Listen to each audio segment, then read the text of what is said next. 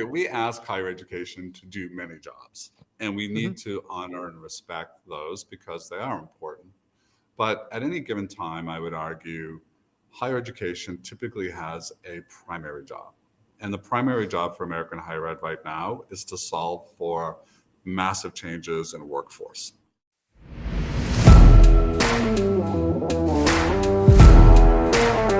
This is Jeff Standridge, and this is the Innovation Junkies podcast. If you want to drastically improve your business, learn proven growth strategies, and generate sustained results for your organization, you've come to the right place.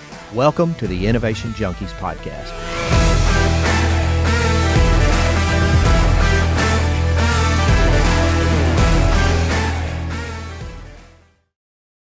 Hey guys, Jeff Standridge here. Welcome to another episode of the Innovation Junkies podcast. How we doing, Jeff? Oh, doing real well. And I'm super excited to hear from our guest today. Who do we have coming on, Jeff? Yeah, so we have Dr. Paul LeBlanc, president of Southern New Hampshire University. If you haven't seen Southern New Hampshire University and their ads and the growth that they've experienced over the last several years, last 18 years under Paul's direction, they've grown from 2,800 students to 170,000 learners, and they're the largest nonprofit university in the country. We're going to learn a lot about Paul, what he's done. He actually has a new book out called Students First: Access, Equity, and Opportunity in Higher Education that's published by the Harvard Education Press. We're going to learn about that as well. Paul, Dr. LeBlanc, great to have you with us today. Jeff, thank you for having me, and please call me Paul. It's a pleasure to be with you both. Fantastic, yeah, fantastic. For coming on, and given that we've all had this experience of being in front of students and teaching at various different levels, we'd like to start by understanding what was your most memorable experience in the classroom? It was very early days of technology, which will make me sound ancient, but for those of you who remember, in the 90s, multimedia was the new thing, and there was Apple note cards and the idea of that you could have embedded links and you could link from a text to a video to music, etc. And I was teaching a literature class, and I was playing with something called IBM Toolbook, and it was their version of Apple's note cards. And I had a student who, he was not a great student. He was not very interested in Shakespeare. We were teaching Henry V. But when I gave him this environment in which to work, and I asked him a question, I said, how did the French lose the Battle of Agincourt? He then went out and assembled video clips from the great Kenneth Branagh movie and animations and battlefield maps and text. And he was so fired up about the technology and what it enabled him to communicate in a new way that he just blew me away. And I realized there was something very powerful when you could move students into that sort of innovation-enabled learning environment. And it was funny, we had a Houghton Mifflin Publishing sent a group of editors because everyone was grappling, all the publishing companies. What are we supposed to do with this new media? We're book guys. And I had him present to them. And for them, it was an aha moment. Like, okay, books alone will not cut it. And of course, today we live in a video and sound-dominated world. But that was a really big aha moment. Wow, that's awesome. That's very good. Jeff, what about you? So I consider myself a recovering academic, and as a result of that, I use pretty non-traditional ways to engage and assess my students. I actually teach and assess using a learning contract where I teach entrepreneurial finance and innovation leadership at the University of Central Arkansas, and it's graduate. One course is graduate only, one course is upper level senior students and upper level undergraduates and MBA students. And so I generally, in my syllabus, I put forth a draft contract for the grades of A, B, and C with some minimum expectations. And then I give them 2 weeks to renegotiate that contract individually with me based upon what would result in the best learning experience. And I generally finish all of my contracts by the Friday before finals. And that's kind of my deadline at midnight. And so I got an email from a young struggling student who was here from Detroit. And he texted me about 11 o'clock at night on the night of the deadline. And he says, well, I guess I'm going to just see you next semester. And I said, I called him by name and I says, text message. What a minute. You're not a quitter. Why would you do that? Why would you just quit? And he goes, well, I'm not going to get these other 2 assignments done by the end of by the deadline in an hour or 40 minutes or what have you. And I said, so you're just going to quit? You're just going to quit? He said, well, I don't know what else to do. And I said, make me an offer, propose a contract revision.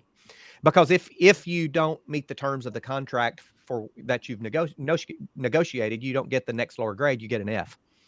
And I'd never had anybody make an F before. And so we went back and forth for several minutes there via text, and he didn't know how to propose something. And I said, I tell you what, this was the fall semester. I said, you be in my office at 9 a.m. on January the 5th. That was the first day back in class. 9 a.m. January the 5th. Not 9:01, not 9:05. You be in my office at 9 o'clock. And if you're in my office at 9 o'clock and you come to me with a proposal for how you think you can deliver what you said you were going to deliver at the level that you thought you could deliver it, and what you think an acceptable grade would be for the extra time that you're going to get, then I will, we will sit down and renegotiate your contract. And so he was in my office at 8:57 on January the 5th, and we negotiated a contract for him to retain a C out of the course. He couldn't get an A, and I told him that on the front end. And he negotiated a contract to get a C. It took him an additional week or so, and he was able, because that was his last semester to graduate. Spring was, and if he had to retake my course, he couldn't take it again to the fall. And so I don't know, just it impressed upon me the fact that deadlines are arbitrary, grades don't need to be arbitrary and capricious, that people are willing to work to do the right thing, and just was kind of a validation of the 25 years of doing contract learning, I guess. No, those are great. Those are great stories. I mean, it's. How about you? Well, yeah, I was been kind of rolling through several things. It'd be easy for me to talk to. I teach small business management, also new ventures, and I come to it as a practitioner who's started 9 businesses, who's been an active early stage investor, and spent a fair amount of time in technology commercialization at a major university. So into this interesting sort of perspective, I'm really a big believer in, as it relates to business, in the practical application of the knowledge. And so about 8 years ago, and I'd already been teaching 3 or 4 years in new ventures, I was asked to teach small business management. And rather than kind of going through the classic way of lecture oriented and here's the book and all that, I said, well, the hypothesis was, what would the reaction be if we had a class where every student would have $200 invested in them, and their task would be to either form a team or work independently, but to maximize that return on that $200 investment, they could form teams up to 5, so it could be up to $1,000 over a 16-week period. And what would they actually learn? And I would take on the role as a board member and investor, and each week they would report on what their forecasted sales were, what their actual sales were, what their cash balance was, what their burn rate was, and any issues. And the thing that was really compelling and eye-opening to me was how much they learned about the actual difficulty of getting a small business launched, and the practicality of supply chain and getting products or services out and getting them delivered and working together as a team or working independently. And I mean, it was pretty memorable, and it's still a format that I use today. And what they learn and what they actually launch as a result of that class it's been pretty memorable to see how that takes everything else they've learned academically with multi-disciplines and have applied it to a real business. So that's been a good experience for sure. And you still do that, right? I do, absolutely. As long as I can continue to afford it, because the money comes out of my pocket. That's great. And I've seen some of those students and seen some of the work that they do. Jeff and I are business partners and co-hosts, but we're separated by about 2.5 hours of interstate highway. And so, but I've seen some of those students and some of the things that they've created, and it's really phenomenal.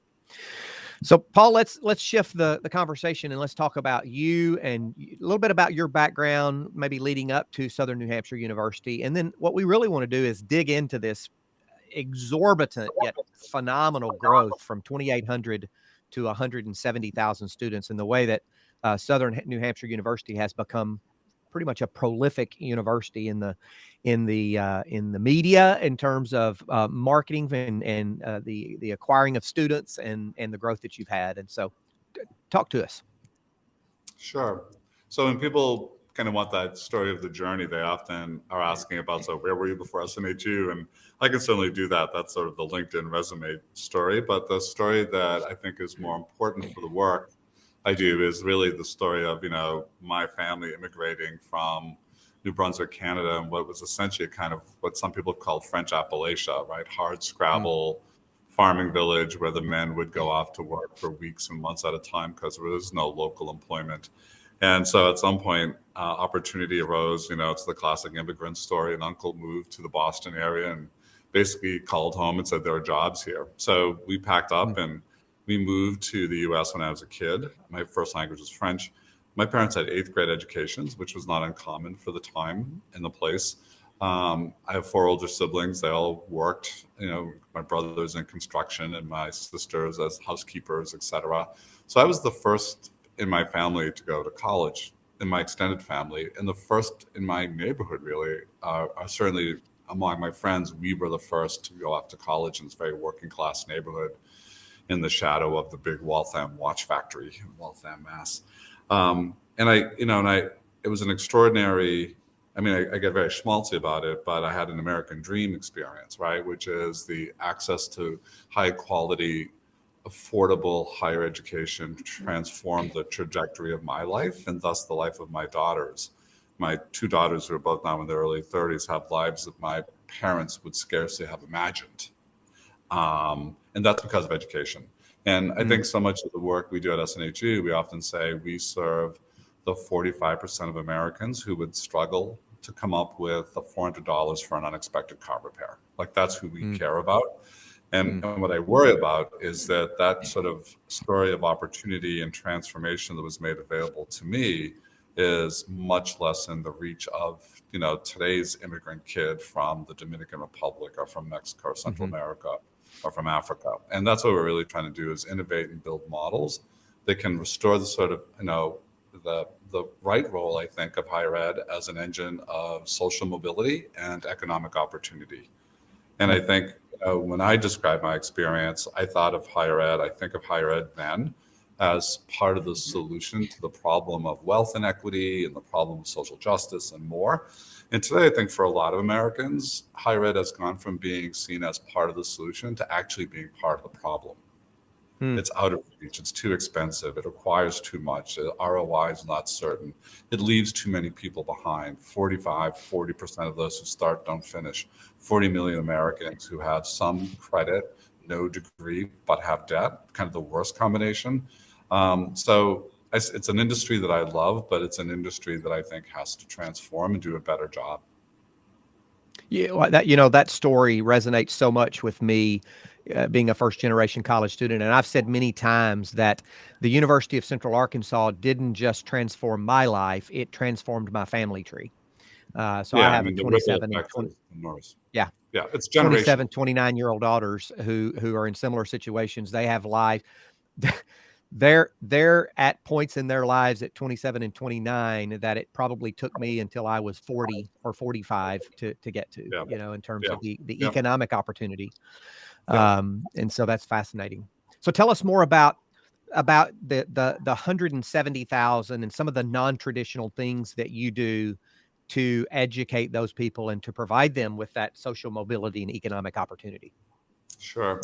So one of the revelations of the book that you mentioned earlier that came out in October for me along the way was the extent to which time is an underappreciated asset that the privileged enjoy and low income people don't. That is, everything takes longer if you're low income, if you're poor, right? If you don't have a washer dryer in your apartment, it takes longer to get clean clothes. If you don't own a car, it takes longer to get groceries. If you don't have, an employer with a rich healthcare plan, it takes longer to get basic healthcare or dental care, et cetera. And yet we've built a higher ed system that's tethered to the credit hour and to time and place. So if I work in retail, if I work in fast food, for example, I don't only not have as much time, I may not control my time. I may not know what my schedule looks like 3 weeks from now. So if you commit me to being on campus on Wednesdays at 4 o'clock, that's a problem. So when we decided to start really growing our online program back when I arrived in 2003, 2004, part of what we really got very committed to was untethering students from place. Couldn't untether them from time, but we could untether them from place. So if you think about the traditional time and place model, the student is working all day, rushing to make an evening class at 5 or 6 o'clock, not time to go home, maybe grabbing a fast food meal, eating in the parking lot before they go to class. And if they get home in time, they may or may not see their kids who may be already in bed. Contrast that when we could go to fully online and asynchronous, so no schedule. I can come home, I can go to my daughter's soccer game, I can have dinner with my family, I can help them with their homework, put them to bed.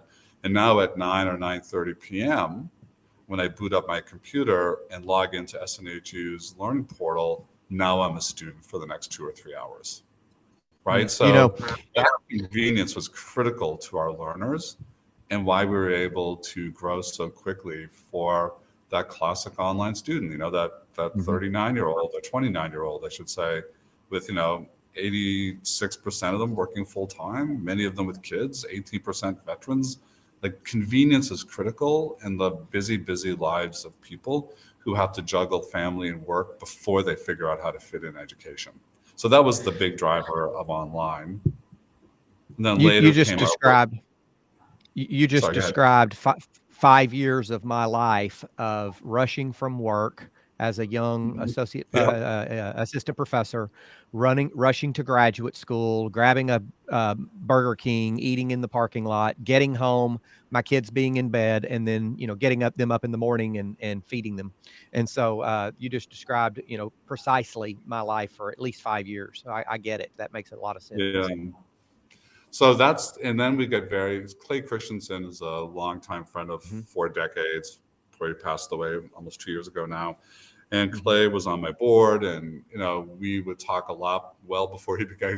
We met playing basketball in a gym in Cambridge, Mass, on Saturday mornings. I like to tell him I knew him long before he was famous, but long before his research was published, we would have long conversations about innovation theory, and disruptive innovation, which is a phrase that he's very much associated with. And I think we really tried to follow his playbook, and that drove us towards creating College for America, which was a first of its kind competency-based program untethered to the credit hour, so that we're not only able to untether students from place, we are also able to untether them from time and allow them to go at a pace that makes more sense for them. So that's also, I think, another critical innovation that drove our growth. But the other piece that was really, really important from Clay's work was his work around jobs to be done.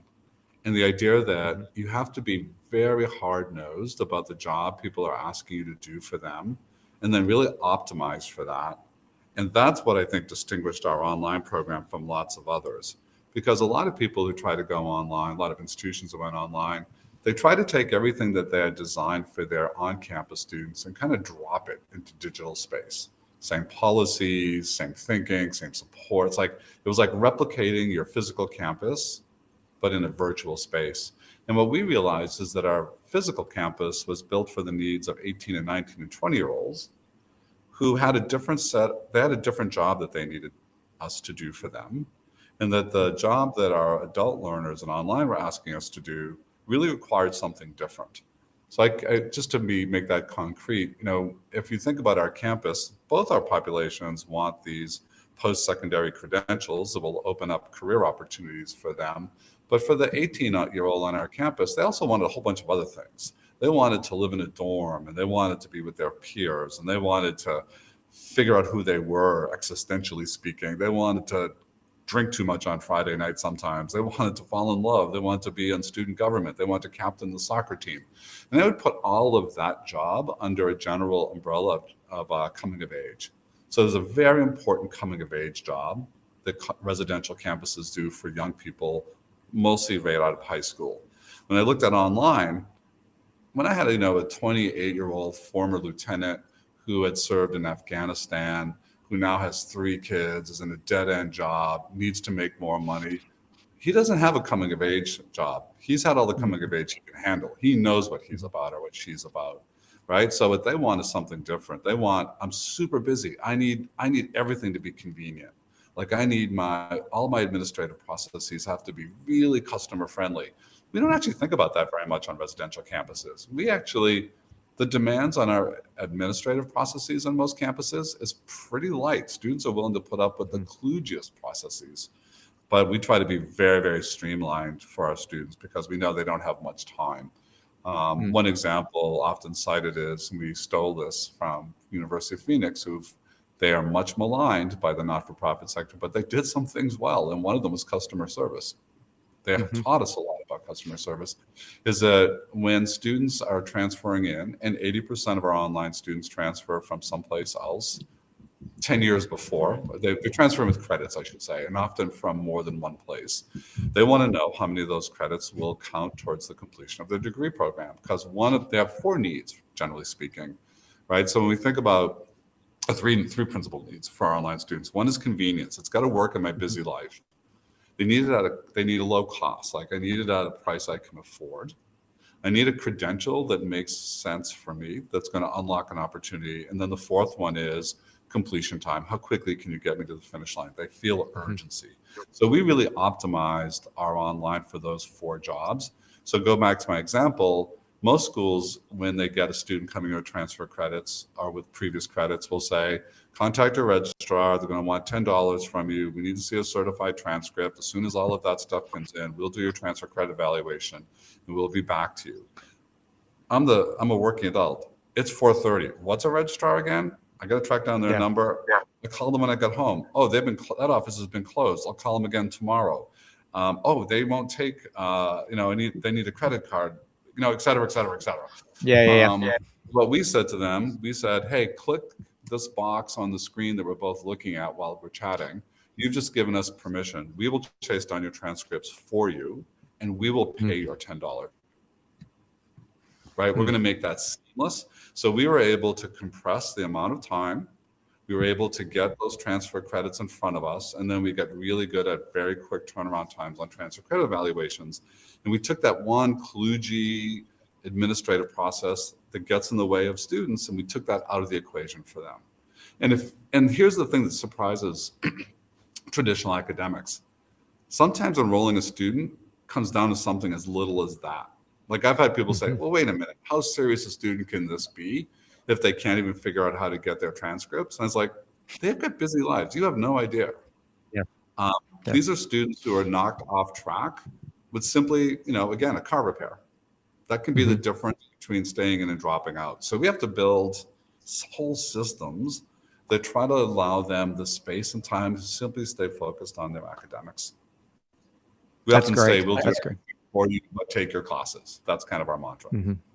Yeah, I have to tell you that I was just sitting here listening to you describe all that, and my bachelor's degree was at the Naval Academy, so I'm kind of prototypical in some ways, and I spent 6 years in the Air Force after that, and I actually didn't complete my master's program until I was 50 years old, but I attended at various different times 6 different universities, probably had, I don't even know how many, ridiculous number of credit hours, most of which didn't transfer. But I finally finished when there was access to a program that would allow me to live the busy life that I had at that point, which was being an entrepreneur, being full-time employed, and it was asynchronously taught. Otherwise, I probably would never have finished it because I had to make a value judgment about how much is this going to add versus the minimal amount of time that I had to spend on it. So that really resonates with me. I think it makes all the difference. And I'll tell you, frankly, when I had to take the GMAT again, when I was in my late 40s or nearly 50 years old, that was quite a humbling experience as well, just to get back in the frame of mind that I'm going to take a standardized test to be able to do something that I know I can do, but yet I'm back in this mode of feeling like I'm 18 taking the SAT or the ACT again. So another good example, we don't require the GMAT for our business master's programs, right? Because it's way less important to us that you can pass a standardized test or do well on that than how well you do on the way out the door. In other words, we're open, open admissions with a wide embrace of our students. And there are tons of reasons why people will struggle with the GMAT. It doesn't mean they can't thrive in the program, but it's got to be a program that's built well for them. Hey folks, this is Jeff Amrine. We want to thank you for tuning in. We sincerely appreciate your time. If you're enjoying the Innovation Junkies podcast, please do us a huge favor. Click the subscribe button right now and please leave us a review. It would mean the world to both of us. And don't forget to share us on social media. Let's talk about how you've built processes to scale from 2,800 to 170,000, because that had to be a daunting task to make sure that you could ensure the quality throughput of that kind of volume. Talk a little bit about that for us. Well, we had the very best learning possible, which is we screwed it up badly. So I find that so much of our best learning comes when we get it wrong. And but I have a good friend from Arkansas who once said to me, there's no education in the second kick of the mule. So you don't want to do it twice, but there's often a lot of education the first time the mule kicks you. So in 2012, at the time, Babson University did a list. They had a sort of an annual list of the 50 largest not-for-profit providers of online degrees. And we were number 50 in 2012. We had grown, but we were still quite small compared to the 49 others on the list. Just 3 years later, we were number 4 on the list. That was meteoric growth, and we broke everything. We broke HR, we broke payroll, we broke financial aid, we broke systems. I mean, it was just crazy. We were hiring 40 new full-time people every Monday just to keep up. So, wow. And it was a disaster. Now, I like to think, I'm pretty sure students didn't suffer, but we were like a duck, right? Like we looked serene on the surface to students, but underneath it was not pretty. So we know that example I gave you of paying for the transcripts. We literally had a guy, Chris, who would go to the post office and write checks and get money with cash, get money orders so we could send them to registrar's offices manually, piles of them. I think it was like, oh my God, that's all, of course, automated now through electronic clearinghouses, et cetera. So the first thing was we sort of learned the hard way. And then secondly, we started to always think about scale as we were building, so that even though scale might be sometime removed, might be sometime away, our modeling might say it's going to be a while before we'll need X, wherever we could, we tried to build an anticipation of that. So it's something as simple as, hey, our model tells us that we're going to enroll an additional 10,000 students. We know we have to hire X number of advisors. It was all ratio driven. We know it takes a long time to train an advisor. Let's lean forward on our staffing and let's add a 20% increase on that in case we even, we have catastrophic success. And because we were growing, we knew we'd eventually need them. So if we spent a little bit of extra money, before we needed to, that was okay because we knew they would eventually be ready to go. There's a book called Scarcity by a Princeton social behaviorist that talks about how we often now run organizations so lean that we don't build in the buffer of scarcity, or we don't build in the buffer of extra capacity, I should say. So it's the opposite. And yet we almost always use up all the capacity and we sub-optimize. So anyway, digression. That was an important piece. The second was not only what can you do proactively, but what can you try not to do? And one of the things, again, scar tissue, we learned the hard way is there are times when you're scaling, when you say, hey, this is good enough. Like everyone loves to talk about MVP, minimum viable product. But the reality is if you can make a mistake and bake in a landmine that isn't a landmine when you're at 1,000 students, but is an absolute danger when you're at 5,000. Like the thing that it's like we can work around this right now. Like we'll get to it later. Boy, if you have too many of those, it's like planting hurdles for your future. And I think we get better at being mindful of those things as well. So you mentioned Clayton Christensen. Beware manual processes, right? Like, oh, it'd be really expensive to do this. Beware the manual process, because one day you look up and say, we forgot we were doing this manually, and now we have 30 people manually doing something we could have built and spent some money on the front end. 30 hamster wheels running in the background. Yep. So you mentioned Clayton Christensen a few moments ago, and he's obviously very influential in the higher ed world with his book, The Innovative University, but then also just in the business and innovation world with The Innovator's Dilemma, The Innovator's DNA, The Innovator's Solution, and a variety of others. He predicted, and I did some writing on leadership and innovation is inseparable relative to the higher ed world, and I used his example of this cliff that's coming of 18-year-olds in 2026, and he actually predicted pre-COVID that in a few years, a decade to 15 years, something like that, that 50% of all higher education institutions would cease to exist in their current form, right? Kind of in the way they exist. So I think that's a warning sign or a warning bell, ringing the bell, if you will, to traditional higher education institutions who are critical to the economic development of states like Arkansas, for instance. Sure. What would you say to those? What would you say to those traditional academic leaders who kind of subscribe to the belief that education at a 4-year level is not about workforce development? It's not about preparing people for the workforce. It's, they still need to be removed from the influence of business and industry and government. And what would you say in that regard? I mean, that's a classic jobs to be done quandary, right? Which is what they're saying essentially is we don't want to do the job that people are paying us to do. And look, we ask higher education to do many jobs, and we need to honor and respect those because they are important. But at any given time, I would argue higher education typically has a primary job. And the primary job for American higher ed right now is to solve for massive changes in workforce. It's not just the fact that more and more people need post-secondary credentials. It's what kind of credentials, what is the future of work, right? It's happening now. I think it will be massive displacement of work through automation and AI, the aging of the American workforce, and on and on and on. So this is the most important question in front of higher education right now. And traditionalists, of course, don't love that because it requires them, in their minds at least, to surrender things that they also hold dear and I think are important. Like, we do need to train people for specific jobs and sectors. But as IBM would say, we have to have T-shaped employees. They have to be able to be deep in a place that makes them in demand right out of the gate.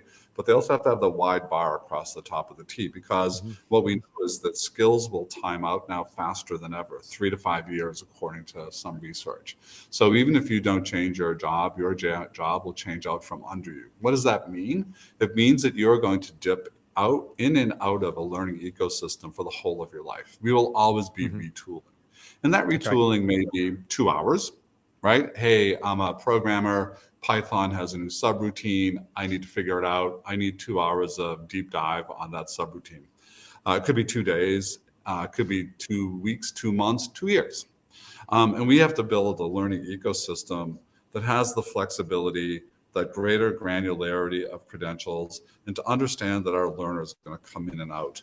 I think we also, as we do that, have to integrate, and it's probably integration as opposed to the kind of course-based segregation of what some people call soft skills, ironically, because of the hardest skills.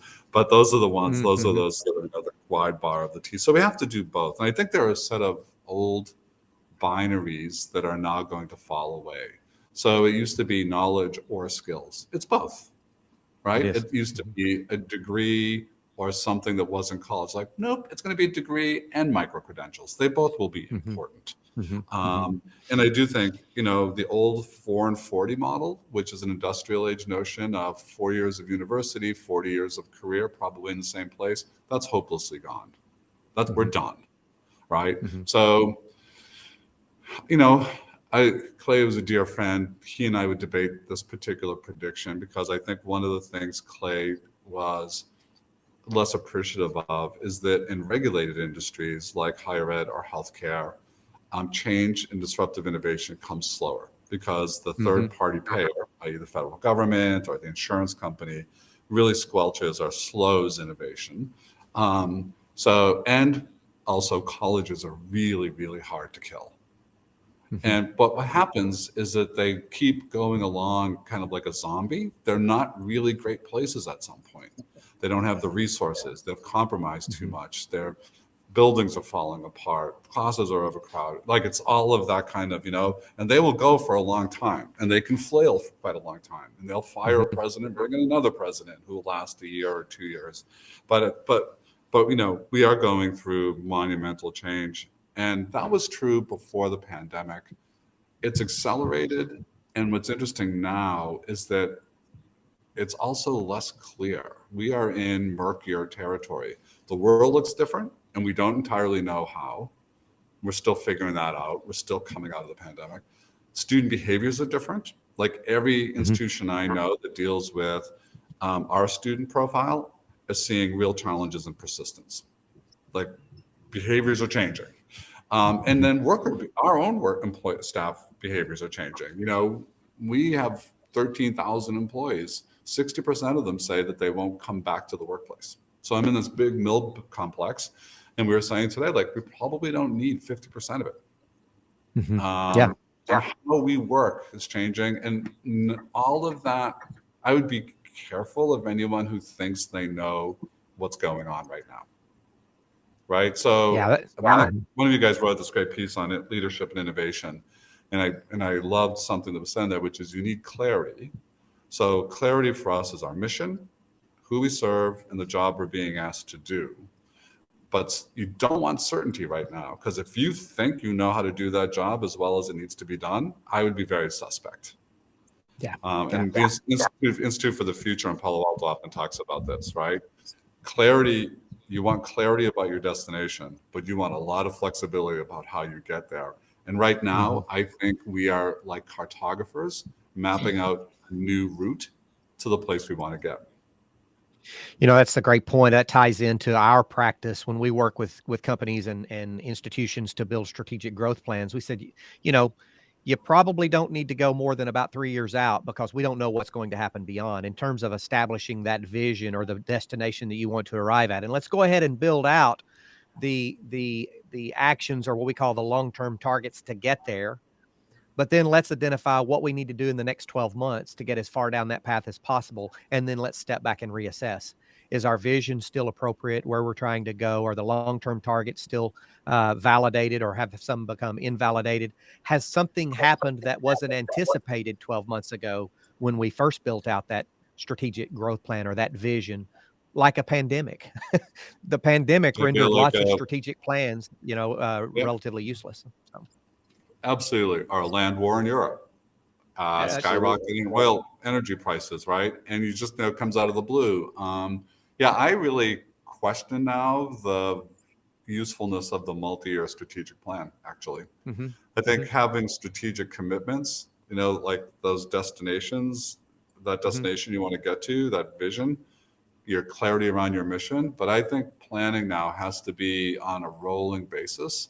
And I wouldn't quarrel with your 3-year horizon, but we've talked a lot about how we need to be on almost an ongoing annual roll forward strategic plan that continues to put out there the vision of where we're trying to get, but understands that, boy, that road, there might be lots of detours and diversions and pivots and the unknown. Yeah, I think we're completely aligned there.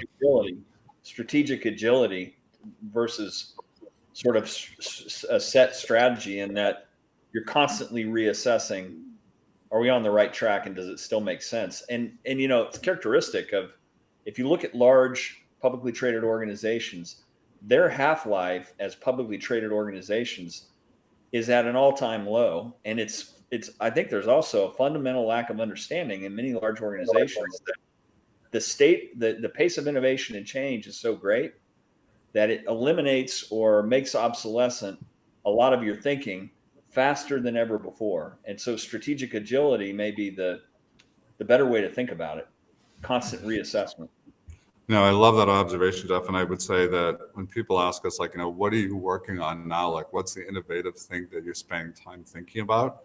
Actually, for us, it's on this question of culture and how do we move from, an expert culture, which is what most of higher ed and healthcare, they're both expert cultures, right? Status accrues to the smartest person who knows the most. But the problem with expert cultures is they're really, really bad at saying, I don't know. They're really bad at the learner's mindset. It's ironic, right? But if you think about higher education, it's very hierarchical, it's very siloed, it's calcified. And we've been spending a lot of time thinking about how do we become a better learning organization that harnesses the creativity and smarts of our people at every level and move away from a kind of command and control, top-down leadership that, 3 and 4 years ago would be, I'd like to think, at least a lot of trust in, what does Paul think we should do? I was like, wow, if I keep hearing that question, what do you think we should do about this? What that tells me is that I'm failing my organization because I need people who are coming in and saying, I think this is what we should do, right? I need people who have that sort of leadership courage, but also the creativity and smarts. And if they're coming in without having talked to everybody else, so I'll give you just two quick examples of how we're trying to operate differently. Now, when people come into a leadership meeting with a proposal, we often ask them to bring the person who is in most vehement disagreement with them. It forces a different conversation. And then a second is we have been practicing the use of communities of practice as a different kind of tool. And after George Floyd's murder, we created a $5 million social justice fund with 3 areas of focus. One was the immediate needs of our students of color. And then the next two are sort of broader and longer term, which is what does it mean to be a person of color and an employee of SNHU? What does it mean to be a student of color at SNHU? And how could we invest in all 3 of those? So immediate and then 2 longer term investments. In the old SNHU, and we still revert to this sometimes, far too often, but in our old manner of leading, I would have pulled together my team. I would have brought in our diversity team and the chief diversity officer. We might have brought in a consultant. And we would have said, how do we want to spend this $5 million on these 3 questions? And we would have come up with some really good thinking, I suspect. And I would have sent out a memo describing this to the institution, and everyone would have applauded. They'd say, I love this place. Like, it's putting its money where its mouth is. Like, our culture would applaud that. But what we did instead this time was we formed 3 communities of practice, each 20 people large. We trained the facilitators to be really good at working in that mode. And then we said, anyone who wants to work on any one of these questions, please put your hand up. Doesn't matter where you sit in the organization, doesn't matter what your title is. You could be the receptionist or you could be a senior VP. But the way you would get chosen is based on 2 things. Credibility. Everybody knows that you've thought about this work. Doesn't matter where you sit. Like, oh, no. Cindy, the receptionist, like, she adopted 2 kids of color. She's really been thinking about, right? Whatever it is, however they knew that. Credibility and then passion. That it's one thing to know it, but do you also put the time in? And we've got this, mishmash of groups that have no representation in the org chart. And then they told me and the management team how we should spend the $5 million. It's a very different way to do the work. And the advantage was that they know more than my team does. So they're closer to the work. They have credibility, remember. They've been doing the work. Remember, they have to have passion. So we were able to really corral and get better thinking. And the institution also owned the work differently. So it wasn't, aren't the bosses great? They made this thing, good for you. Let me get back to what I'm doing, to look what we're doing, right? Look what my colleagues are talking about, right? Because it was representational across units. So it was very, very powerful. I think in a world, they use that military term that's now become popular, VUCA world, volatile, uncertain, complex, and ambiguous. In a VUCA world, if you aren't a learning organization, if you have rigid silos and hierarchies, you are in real risk because brittle breaks quick, right? Rigid equals brittle and brittle breaks quick.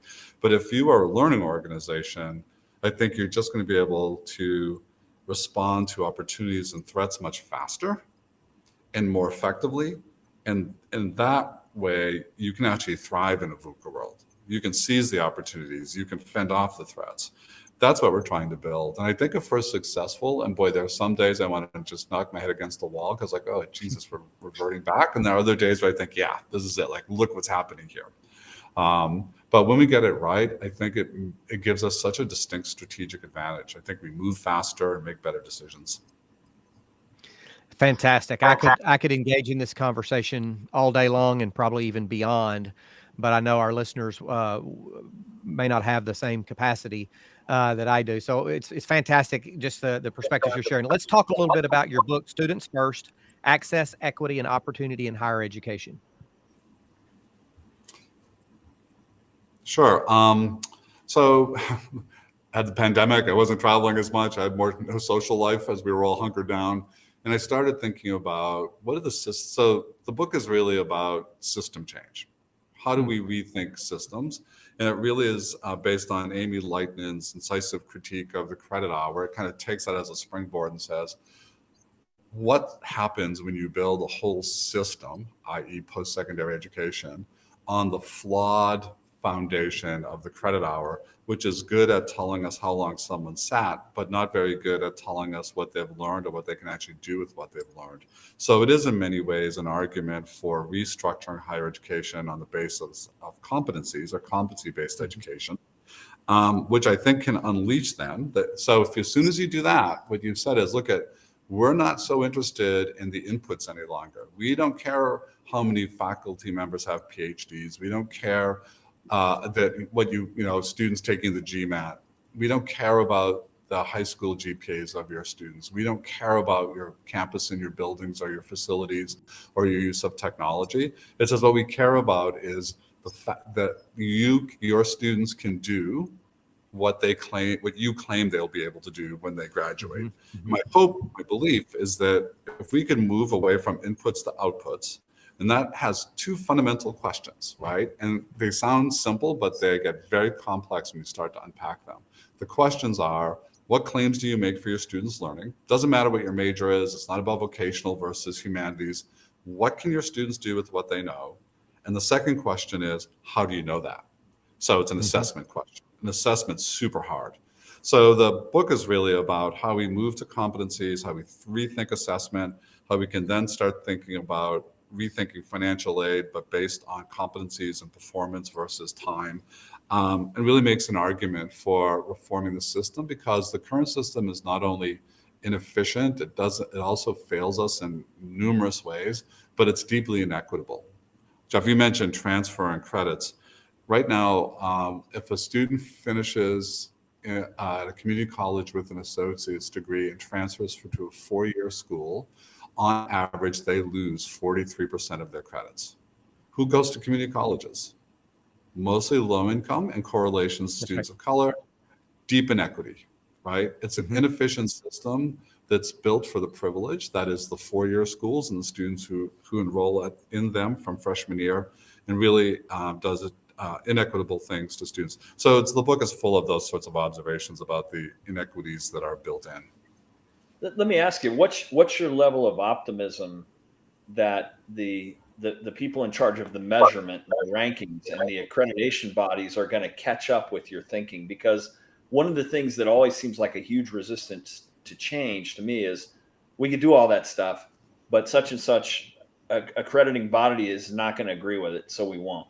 How do we move them along the same path? Yeah, so it's actually, I think, almost more difficult to get at the federal financial aid system. So as you guys know so well, if you really want to understand someone's values, look where they spend their money. If you really want to understand what an organization cares about, follow the money. And in like fashion, in regulated industries, it's how the money gets regulated. So $156 billion of federal financial aid is paid out every year on the basis of the credit hour. Until you can unpack that and get that, we will always be stuck with this artifact. But there is, so there's a chapter in the book that argues for a demonstration project. In other words, Congress can legislate an alternative to the credit hour basis. And I sort of describe it's the wonkiest, boring chapter. There's no sex nor violence in it. It's all about financial aid. But But it does argue for a demonstration project because demonstration projects change the industry. People forget that it was a demonstration project back in the 90s on the 50% rule. There was a rule that said 50% of your degree experience had to happen in a physical location. And a demonstration project passed by Congress at the time waived that cap.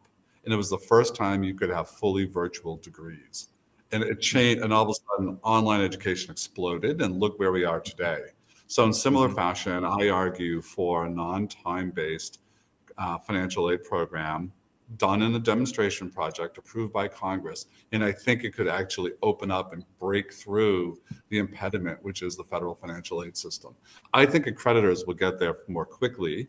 And I do think we are going to increasingly see what some people have called the accreditor of choice, which is the impact of employers.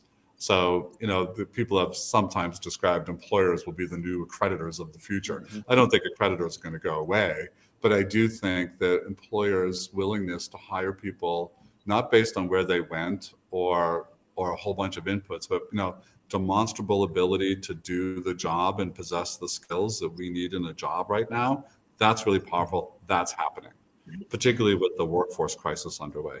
So I think the time is right. And then the other thing I would observe is that CBE has gone through kind of the Gartner curve. So when we announced our programs and CBEN, which is the competency-based education network, was formed, there was this sort of exuberance that said, it's going to change the world. And then, of course, it didn't, right? And then you go through what Gartner calls a slough of despair. Oh, God, that was a terrible idea. See, it was overhyped. It's going to go away. It was a fad. Let's move on. But then what Gartner describes, and we saw this with MOOCs. MOOCs are going to change the world. MOOCs are a failure. But take a look. edX was sold for $850 million. Coursera is a major player in the education landscape. Do they look different? For sure, because that's what happens with innovation. I think where we are now is CBE is quietly building across the industry. And when I was at the CBEN conference in the fall talking about my book, there were 350 people there. There were 200 of them were from new institutions who are just now working on new CBE programs. That's pretty remarkable. That means you've got all of this quiet growth of programs proliferating across the industry. The accreditors will catch up. Until federal financial aid catches up, we will continue to see slower growth in that movement. But I am generally speaking optimistic.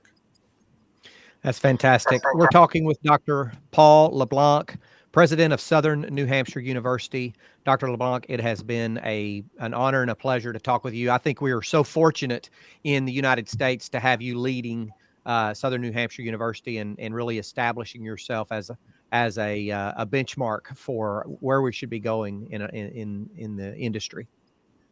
Well, thank you. That's very kind. There's lots and lots and lots of good people at lots of places doing this work. So you're kind to say it, but I think we're at a really good place in our industry. In some ways, kind of my good days, I think we almost have to be this broken in order to really fix it. Sometimes you need to be pretty broken in order to move on, right? That's true in individuals' lives sometimes. It's a hard thing to do. We're in a hard place right now as an industry, but I'm pretty optimistic about what's to come. Very good. Thank you for being with us. You can find links to Dr. LeBlanc's book, Students First, Access, Equity, and Opportunity in Higher Education in the show notes. You can also find the link innovationjunkie.com/higher ed to reference the book or the article Leadership and Innovation and Leadership Are Inseparable. Thank you for being with us. Great episode, and we look forward to maybe talking to you again in the future. My pleasure. Thank you so much for having me, guys. Yeah, thanks so much. This has been another episode of the Innovation Junkies podcast. Thanks so much.